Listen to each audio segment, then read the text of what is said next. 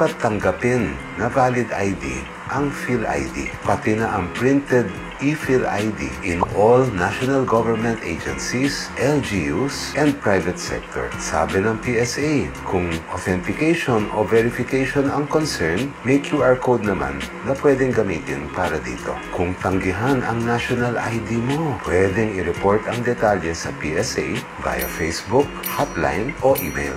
So alam nyo na ha, ang national ID, bawal i-reject. Share nyo sa matutulungan please. And that's your legal life hack. Follow for more. Kaya ng ID. Ito po, national ID. Dito pwede. Walang signature oh. Kaya iba. National ID ni-reject? Bawal yan.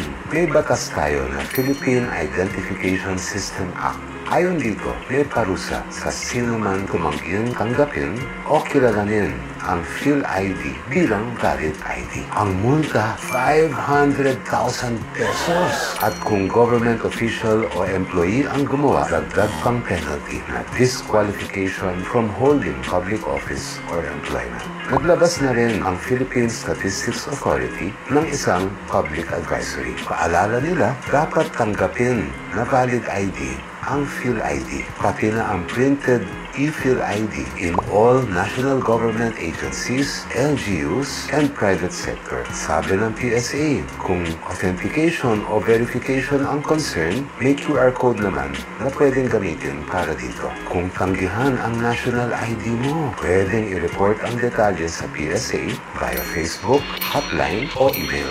So alam nyo na ha, ang national ID, bawal i-reject. Share nyo sa matutulungan please. And that's your legal life hack. Follow for more. Kaya ng ID.